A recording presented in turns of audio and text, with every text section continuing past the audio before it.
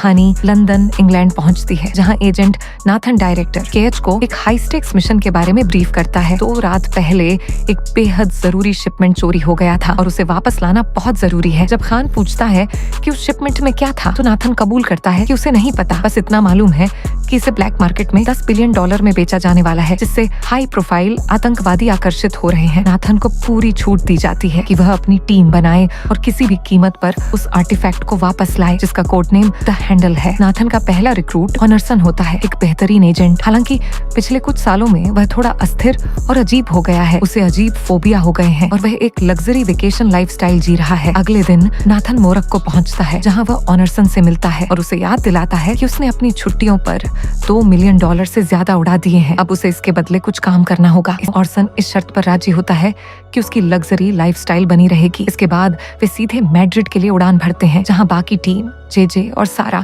उनसे मिलती है। टीम तुरंत एक्शन में आ जाती है और एक ऐसे शख्स का पीछा करती है जिसके पास आर्टिफैक्ट से जुड़ी एक डिस्क है। सारा जेन को टारगेट को फॉलो करने का निर्देश देती है, जबकि बाकी टीम एम्बुश की तैयारी करती है। लेकिन हालात तब बदल जाते हैं जब खुद जेन घात में फंस जाती है, जिससे पता चलता है कि इस मिशन पर सिर्फ वही लोग नहीं हैं। जैसे ही हमलावर जेन को खत्म करते हैं, बाकी टीम भी एक एक कर नॉकआउट हो जाती है और मिशन तेजी से हाथ से निकलने लगता है। ऑनरसन घुसपैठियों की तकनीक को पहचान लेता है और टीम को चेतावनी देता है कि उसके पूर्व साथी माइक और जॉन, जो अब दुश्मन बन चुके हैं, आसपास हो सकते हैं। ऑनरसन अगला निशाना होता है, लेकिन वह हमेशा एक कदम आगे रहता है। वह 2 हमलावरों को फुर्ती से गिरा देता है और जेजे को इशारा करता है। दोनों मिलकर हमलावरों को बेअसर कर देते हैं और टारगेट को पकड़ने की कोशिश करते हैं। हालांकि वे बचकर निकलने में कामयाब हो जाते हैं, लेकिन उनका पीछा जारी रहता है। इस दौरान सारा नाथन की मदद से पूरी डिस्क की कॉपी बना लेती है, लेकिन टीम माइक के आदमियों से घिरी होती है, जो इस बात से बौखलाए होते हैं कि पीछा करने के दौरान टारगेट को हार्ट अटैक आ गया और वह मर गया। डिस्क को 2 हिस्सों में बांट दिया जाता है। एक में एक खास एड्रेस और समय की जानकारी होती है, जबकि दूसरा हिस्सा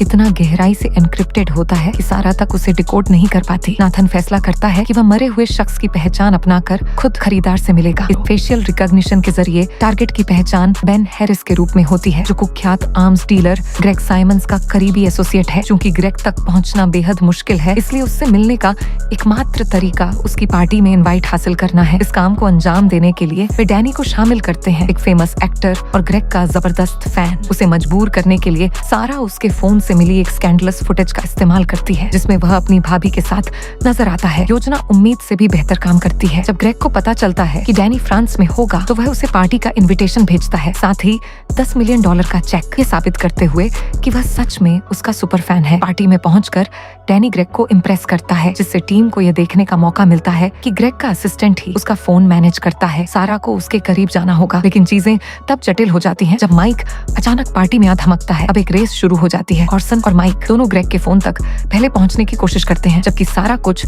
मीटर की दूरी से उसे क्लोन करने की कोशिश करती है। तभी माइक का पार्टनर जॉन भी प्रकट होता है और टीम का कवर खतरे में पड़ जाता है। ऑनरसन पार्टी के ऊपर के हिस्से में माइक के एक खतरनाक आदमी से भिड़ता है, जो लगभग अजय लगता है। आखिरकार वह उसे गिराने में सफल होता है। फोन क्लोनिंग पूरी होते ही टीम तेजी से निकल जाती है। सारा का काम रंग लाता है। उसने ग्रेग के ऑफिस में कई माइक्रोफोन्स प्लांट कर दिए हैं। टीम ग्रेग और अलेक्जेंडर एक रूसी माफिया की बातचीत सुनती है, जिसमें ग्रेग उसे दी हैंडल के लिए खरीदार खोजने के लिए कहता है। नाथन को गुस्सा आता है, क्योंकि ये दूसरी बार है जब माइक ने उनके मिशन में दखल दिया है। वह डायरेक्टर केएच को कॉल करता है, यह जांचने के लिए कि कहीं एजेंसी में कोई मोल गुप्तचर तो नहीं जो जानकारी लीक कर रहा है। अब उनका अगला कदम रूसी बेस में घुसपैठ करना है, ताकि वहाँ के कंप्यूटर्स में एक सॉफ्टवेयर इंस्टॉल किया जा सके, जिससे टीम आर्टिफैक्ट की लोकेशन या उसकी संभावित बिक्री की साइट को ट्रैक कर सके। जाने से पहले ऑनरसन वहाँ से कुछ सामान चुरा लेता है, जिससे यह सिर्फ एक आम चोरी लगे और उन पर शक न हो। अगली सुबह सारा को यह जानकारी मिलती है कि ग्रेग तुर्की जा रहा है, जहाँ वह कासिम नामक संपर्क से मिलने वाला है, जिसने आर्टिफैक्ट के लिए एक खरीदार ढूंढ लिया है। इसका मतलब है कि डैनी को एक और भूमिका निभानी होगी और इस बार सारा को उसकी गर्लफ्रेंड बनकर साथ जाना होगा, क्योंकि ग्रेग को हमेशा अपने दोस्तों की गर्लफ्रेंड्स चुराना पसंद होता है। जब डैनी कैजुअली ये बताता है कि वह सारा को डेट कर रहा है, तो ग्रेग तुरंत उसे फ्लर्ट करना शुरू कर देता है, यहाँ तक कि उसे अपनी कार का एक मॉडल भी तोहफे में दे देता है। इस बीच ऑनरसन और जे किम का पीछा करते हैं, जो अभी अभी पहुंचा है, लेकिन हालात तब उलझ जाते हैं जब वे ये समझते हैं कि माइक भी उसका पीछा कर रहा है। जब कासिम वहाँ से जाता है, तो वह एक अखबार छोड़ जाता है, जिसे बेन उठाता है। ऑनरसन बेन का पीछा करने का फैसला करता है और उसके बॉडीगार्ड को निपटाने के बाद वह उसे शहर के भीड़भाड़ वाले बाजारों में एक मोटरसाइकिल पर पीछा करता है। बेन एक लिफ्ट तक पहुंचता है, लेकिन ऑर्सन को सीढ़ियों से जाना पड़ता है ताकि उसका सिग्नल जैमर सक्रिय रहे। अगर बेन का फोन सिग्नल पकड़ लेता है तो डैनी और सारा को गंभीर खतरा हो सकता है। जब ऑर्सन अंततः ऊपर पहुंचता है तो बेन पीछे से उसे चौंका देता है। एक संघर्ष के बाद ऑर्सन उसे मार देता है। अखबार की मदद से वे डिस्क को डिक्रिप्ट करने की कुंजी पा लेते हैं, जिससे पता चलता है कि आर्टिफैक्ट एक AI है जो किसी भी देश के न्यूक्लियर मिसाइल सिस्टम्स को हैक करने में सक्षम है। हालांकि इसे सक्रिय करने के लिए एक कोड की आवश्यकता है, जिसे अब ऑर्सन को बेन की पहचान अपनाकर हासिल करना होगा। चुनौती यह है कि ऑर्सन को ग्रेग से डील के दौरान बात करनी होगी, इसलिए सारा कॉल को मॉनिटर करेगी और real time voice altering software का इस्तेमाल करके बेन की आवाज की नकल करेगी। मीटिंग पॉइंट पर टीम अंततः खरीदार को देखती है, वह आदमी जो द हैंडल के लिए $10 मिलियन देने को तैयार है। जब ऑर्सन कॉल करता है, सारा का सॉफ्टवेयर बिना किसी खामी के काम करता है। ग्रेग को चालाकी से सक्रियण कोड प्रदान करने में सफल होता है। अब ऑर्सन के पास वह सब कुछ है जो उसे चाहिए था, लेकिन रूसियों को शक होने लगता है। ठीक उसी समय वह $10 अरब जो ग्रेग ने डील के लिए तय किए थे अचानक उसके खाते से गायब हो जाते हैं और यह अलार्म बजने का कारण बनता है। ऑर्सन के सिर पर बंदूकें तान दी जाती हैं और जे तुरंत एक्शन में आता है, जिससे एक गोलीबारी शुरू हो जाती है। ऑर्सन इस मौके का फायदा उठाता है और कार चुराकर उसमें आर्टिफैक्ट छिपाकर भागता है, जबकि टीम सारा को अलर्ट करती है कि वह महल को तुरंत छोड़ दे। जैसा कि उम्मीद थी, माइक हेलीकॉप्टर में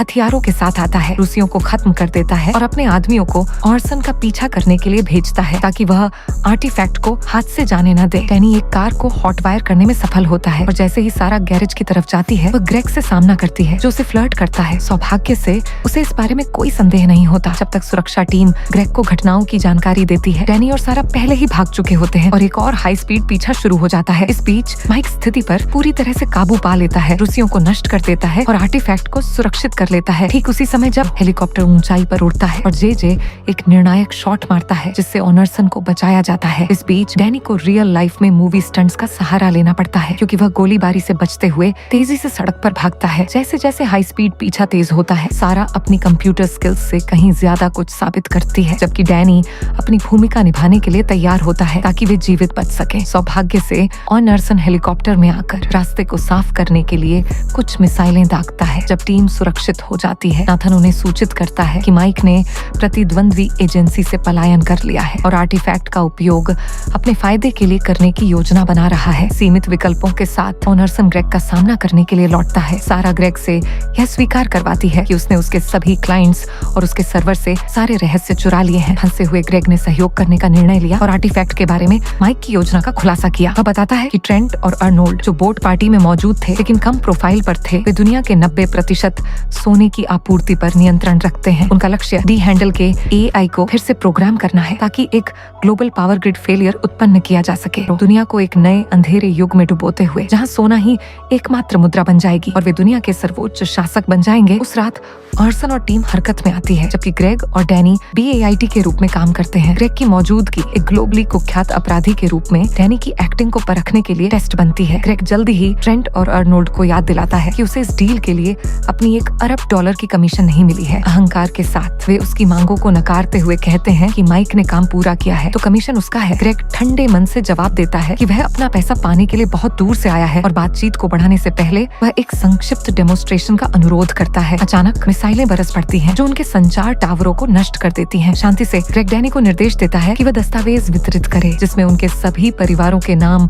और स्थान शामिल हैं, जिनमें माइक के परिवार के लोग भी हैं। जाने से पहले ग्रेग उन्हें चेतावनी देता है कि उस लिस्ट में हर व्यक्ति को 90 सेकंड में मिसाइल से मारा जाएगा जब तक वह एक ट्रांसफर नहीं प्राप्त करता। जैसे ही विलेन घबराते हैं, ऑर्सन कंपाउंड में घुसपैठ करता है और लगभग सभी गार्ड्स को समाप्त कर देता है, जबकि ट्रेंट, अर्नोल्ड और माइक ग्रेग के अल्टीमेटम से व्यस्त होते हैं। जब ग्रेग बाहर निकलता है तो विलेन का अहंकार गायब हो जाता है और उसकी जगह डर और भय भर जाता है। माइक को यह एहसास होता है कि वह अपनी कमीशन खोने वाला है और ट्रेंट और अर्नोल्ड के साथ उसका गठबंधन टूट जाता है। एक संघर्ष उत्पन्न होता है, लेकिन एक आश्चर्यजनक मोड में माइक शांत हो जाता है और उन्हें ट्रांसफर करने देता है, लेकिन उन्हें यह नहीं पता होता कि वह असल में उनके पासवर्ड्स को रियल टाइम में क्लोन कर रहा है। जब उसके टेक्निकल एक्सपर्ट से उसकी खातों पर नियंत्रण की पुष्टि होती है, माइक उनके निष्पादन का आदेश देता है। जब तक ऑर्सन टॉप फ्लोर पर पहुंचता है तब तक सभी मर चुके होते हैं, सिर्फ माइक बचा होता है जो एक आश्चर्यजनक हमला करने की कोशिश करता है। एक त्वरित और निर्णायक वार के बाद ऑनरसन उसे खत्म कर देता है और ऑनरसन एक बार फिर आर्टिफैक्ट को सुरक्षित रखता है और दुनिया को बचाता है। जेजे और सारा ठीक समय पर ऑनरसन को निकालने के लिए पहुंचते हैं, इससे पहले कि अतिरिक्त बल आ जाए। अगले दिन ऑनरसन आर्टिफैक्ट को नाथन को सौंप देता है, जो टीम को सूचित करता है कि ग्रेग $1 बिलियन के साथ गायब हो गया है। हालांकि वह यह भी बताता है कि डैनी सुरक्षित है और दरअसल ग्रेग के साथ एक फिल्म शूट कर रहा है जिसमें ग्रेग खुद निर्देशक है। टीम कुछ पैसे जो उन्होंने रूसियों से चुराए हुए गहनों से कमाए थे के साथ सेट पर जाने की योजना बनाती है। फिल्म का समापन डैनी के साथ होता है, जो अपनी अगली भूमिका के लिए ग्रेग के आइकॉनिक प्रदर्शन की नकल कर रहा होता है और ग्रेग खुद निर्देशन कर रहा होता है। अगर आपको दिलचस्प फिल्म एक्सप्लेन चाहिए तो लाइक, शेयर और सब्सक्राइब करना न भूलें।